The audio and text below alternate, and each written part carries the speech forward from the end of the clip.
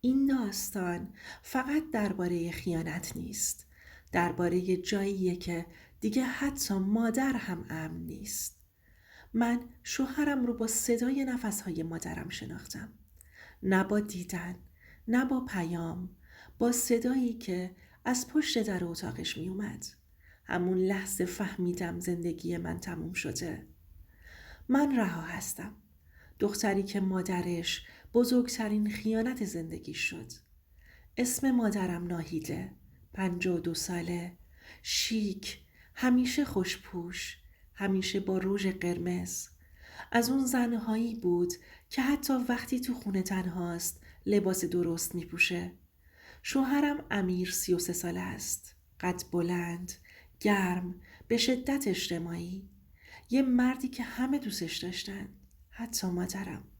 و من رها، 26 ساله، دختری که فکر میکرد خوشبخت‌ترین زن دنیاست. من و امیر عاشق هم بودیم. نه از اون عشقهای نمایشی، عشق آروم، لمس دستش وقتی که حالم بد بود، نگاهش بهم وقتی که خسته می شدم. امنیت داشتم. مادرم از همون اول به امیر زیادی توجه می کرد. زیادی. می گفت رها، خوش شانس بودی. مرد به این مؤدبی کم پیدا میشه. اولش خوشم می اومد. فکر می کردم ذوق داره، دامادشه. ولی کم کم چیزهایی رو که دیدم عادی نبودن. وقتی می خندید، مادرم بیشتر از من بهش نگاه می کرد. وقتی امیر تو خونه راه می رفت، نگاه مادرم دنبالش می رفت. بوی تنش. مادرم همیشه می گفت امیر بوی مردونه عجیبی داره و من اون موقع فقط می خندیدم. احمق بودم یا شاید زیادی ساده. تا اینکه یه شب گوشی امیر زنگ خورد. اسم مخاطب ذخیره نبود. فقط نوشته بود ان. پیامش چی بود؟ امشب دلم برات تنگ شده. دستم لرزید. وقتی گوشی رو باز کردم سریع قفل کرد. گفتم کی بود؟ لبخند زد و گفت اشتباه شده حتما. ولی از همون شب امیر دیگه مال من نبود. بعد از مدتی امیر به بهونه‌های مختلف میرفت خونه مادرم. فلان وسیلش خرابه. کار اینترنتش قطع شده. ته خونش بوی بد میاد. و اما مادرم هر بار با ذوق، یه بار که زود برگشتم خونه، مادرم موهاشو آراسته کرده بود. لباس خونگی نازک پوشیده بود. امیر روی مبل نشسته بود. سکوت بدی تو که خونه بود. نه چیزی دیدم، نه صدایی شنیدم. اما نگاه ها، مکس ها، نفس هایی که عادی نبود و فاصله‌ای که بیش از حد نزدیک بود. بعضی خیانت ها قبل از لمس کردن اتفاق می افتن. اون شب که گذشت، نیمه شب از خواب بیدار شدم. برای آب خوردن رفتم آشپزخونه. دیدم در اتاق خواب مادرم نیمه بازه. نور کم، سکوت، ولی صدای نفس می اومد.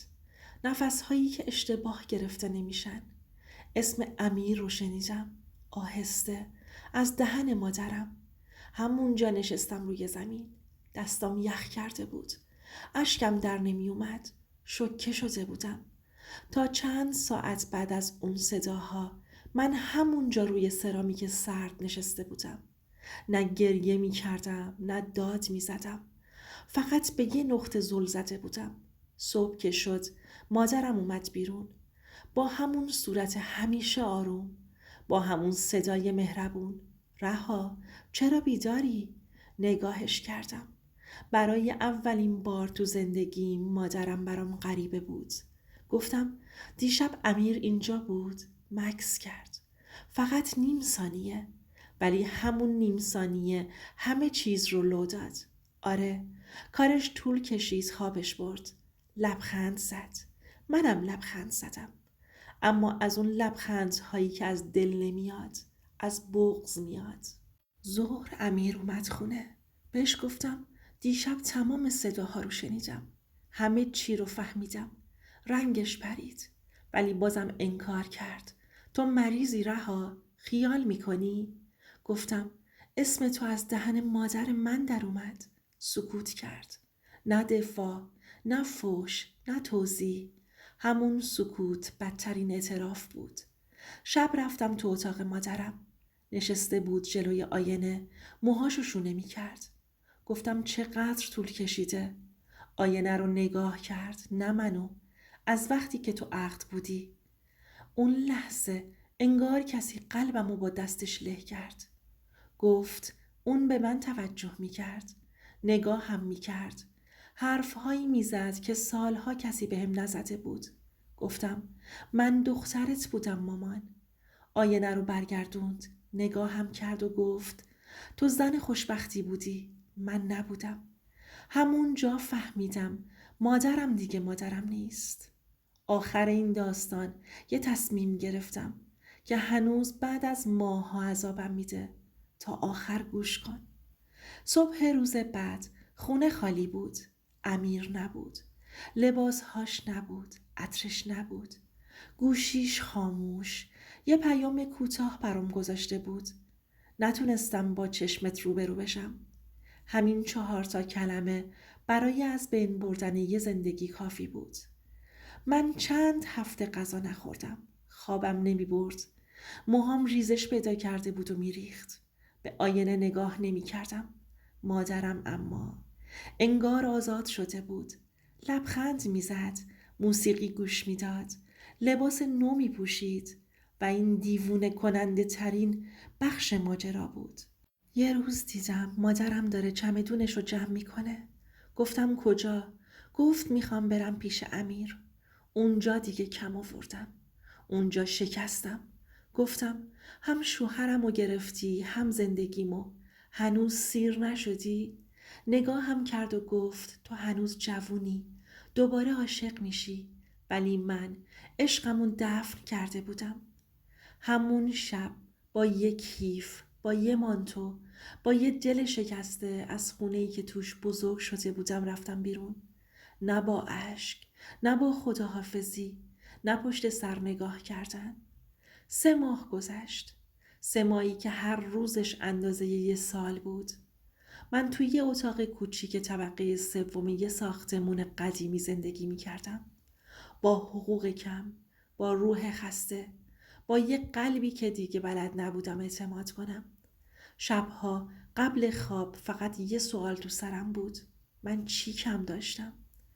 آدم بعد از خیانت اولش غرورش میمیره، بعد اعتمادش، بعد دلش. من دیگه وقتی مردی به هم نگاه میکرد ناخودآگاه عقب میکشیدم. میترسیدم از نزدیک شدن، از دوست داشتن. یه غروب سرد در خونمون رو زدن. وقتی در رو باز کردم امیر بود. لاغر، ریشدار، چشمهای گود افتاده. گفتم چی میخوای؟ با صدای لرزون گفت فقط چند دقیقه. بعد نشست. دستاش میلرزید. گفت با مادرت نساختم. همه اون هیجان فقط گناه بود. من هیچ وقت نتونستم باش زندگی کنم. گفتم حالا چرا برگشتی؟ گفت چون تازه فهمیدم همه زندگیم تو بودی. برای اولین بار نه گریه کردم و نه داد زدم. فقط گفتم دیر فهمیدی امیر. خیلی دیر.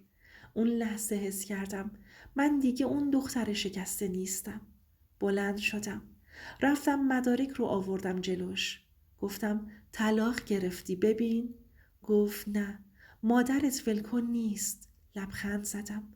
گفتم ولی من ولت میکنم. از جاش بلند شد. دستمو گرفت. رها هنوز دوست دارم.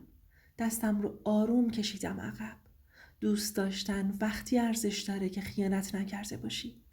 2 هفته بعد من تمام پیام ها، عکس ها و صداهای اعتراف مادرم رو برای خانوادمون فرستادم. نه برای انتقام بلکه برای حقیقت. اون روز مادرم برای همیشه از جمع فامیل طرد شد. یه روز اومد دم در اتاقم. گفت رها من مادرت هستم. گفتم بودی. قبل از اینکه زندگیمو بدزدی. اشکش سرازیر شد. اما من دیگه اشکم تموم شده بود. تا جایی که خبر دارم امیر هیچ وقت دیگه ازدواج نکرد.